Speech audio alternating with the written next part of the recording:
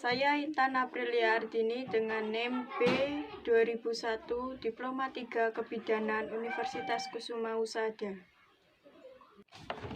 Selamat sore Bu. Iya, selamat sore. Dengan Ibu siapa? Dengan Ibu Happy Ramawati. Umurnya berapa Bu? 25 tahun. Warga sini juga ya? Iya. Oke. Perkenalkan Bu, saya Bidan Intan Aprilia Ardini.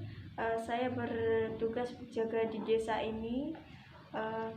Di sini saya datang ke rumah Ibu ingin menjelaskan tentang reproduksi remaja, baik laki-laki maupun perempuan ya Bu. Iya. Sebelumnya saya izin cuci tangan terlebih dahulu ya Bu ya. Iya.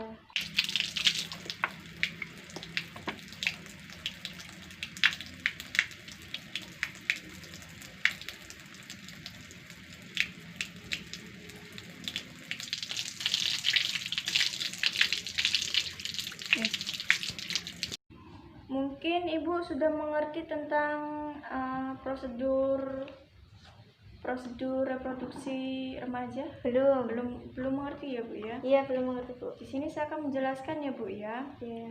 Remaja itu adalah proses peralihan dari masa kanak-kanak ke masa dewasa dari umur 10 sampai 22 tahun. Kemudian saya juga menjelaskan mengenai penyebab timbulnya masalah reproduksi pada remaja, seperti terlambatnya haid atau datang bulan, kemudian sering merasakan nyeri pada organ intimnya, kemudian terjadinya kehamilan di luar nikah, terus terjadinya aborsi, kemudian virus yang menular seperti HIV ya Bu ya. Iya. Oke. Kemudian saya juga akan menjelaskan mengenai perlakuan seksual yang menyebabkan masalah kesehatan pada remaja, seperti masalah masturbasi, yaitu rangsangan diri sendiri yang dilakukan oleh sendiri terhadap alat kelaminnya sendiri ya Bu ya.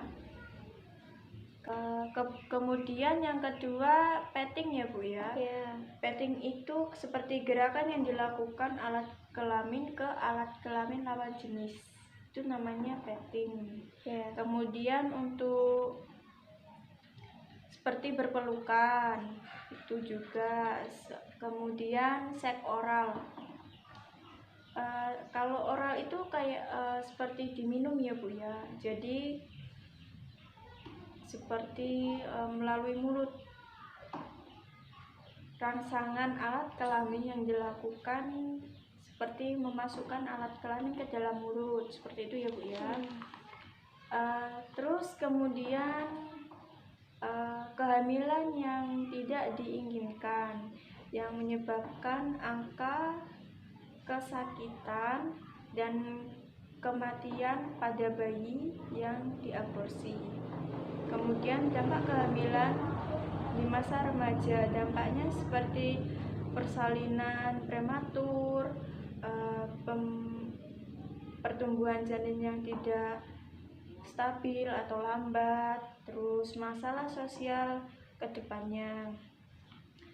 Kemudian dampak aborsi, beresiko dari kematian, berdampak dari pendarahan, infeksi alat kelamin, kemudian jumlah kematian yang meningkat, begitu ya Bu ya.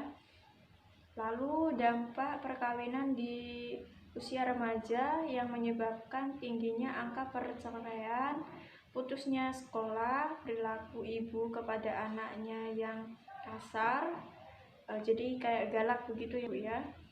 Kemudian tindakan seks bebas ini mengakibatkan infeksi organ reproduksi, kemudian penyakit menular seperti itu.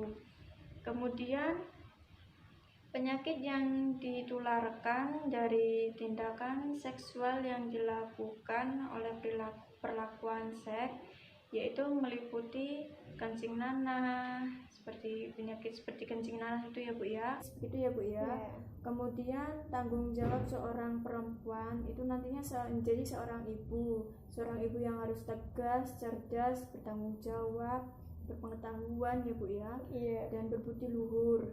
Jadi seorang ibu harus menjaga anaknya, memperhatikan pola makan, pola keseharian, pola bermainnya ya Bu ya.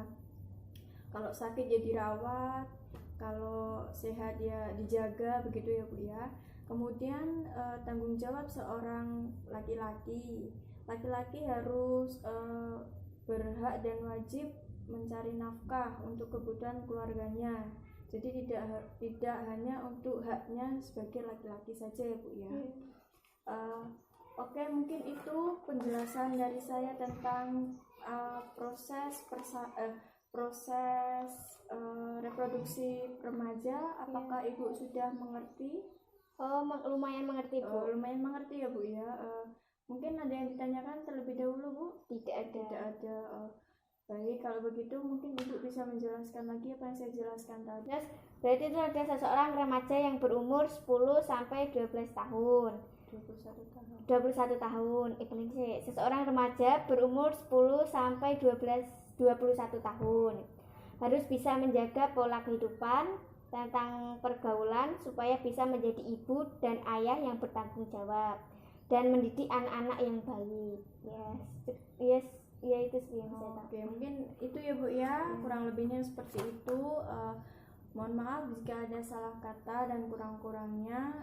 Saya ucapkan terima kasih ya Bu. Saya permisi terlebih dahulu. Terima kasih Bu.